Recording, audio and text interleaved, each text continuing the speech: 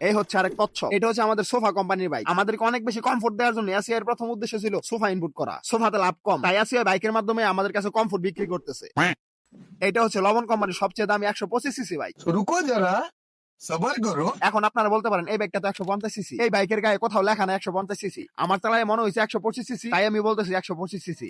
समझ रहे हो समझ रहे हो आप? এসিআই এবং এসিআই এর দালালরা বলে এই বাইকের মধ্যে শুধু কমফোর্ট কমফোর্ট আর কমফোর্ট। এই সাদা বাংলা বাইক নাকি কমফোর্ট দিয়ে ঠাসা। আমার কথা হলো এই 125 সিসি বাইকের যে কম্পিটিটর গুলো আছে, প্লাটিনা 110, ডিসকভার, হিরো স্প্যান্ডেল, এগুলো কি কমফোর্ট না? এই বাইকটা নাকি মাইলেজ খুব ভালো দেয়। আরে ভাই, প্লাটিনা তো 70 দেয়। এখন অনেক দালালরা তেলে বেগুনে জ্বলে উঠবে, কারণ তাদের প্রিমিয়াম বাইককে আমি প্লাটিনের সাথে তুলনা করছি। কমেন্টে গালাগালি শুরু করতে পারে। আচ্ছা চলেন প্লাটিনের সাথে কম্পেয়ার করেই দেখি।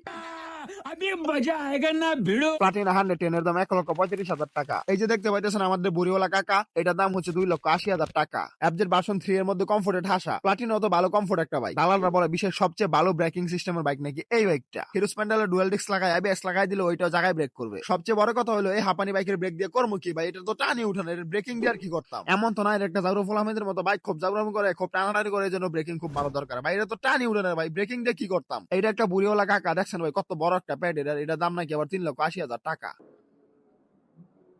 এই বাইকটার ভালো দিকগুলো যারা বলে তারা মূলত যে দিকগুলো বলে, এটার ব্রেকিং ভালো, কমফোর্ট ভালো, মাইলেজ ভালো, ভাই এই সবকিছু হিরো স্প্যান্ডেলে আছে। আপনি ওইটা নিয়ে নেন, দাম আরো 1.5 লাখ টাকা কম পাইবেন। এফজেড ভার্সন 3 125 সিসি কিন্তু একটা আপডেট ভার্সন চলে আসছে, এফজেড 25 150 সিসি। कैसा लगा मेरा मजाक?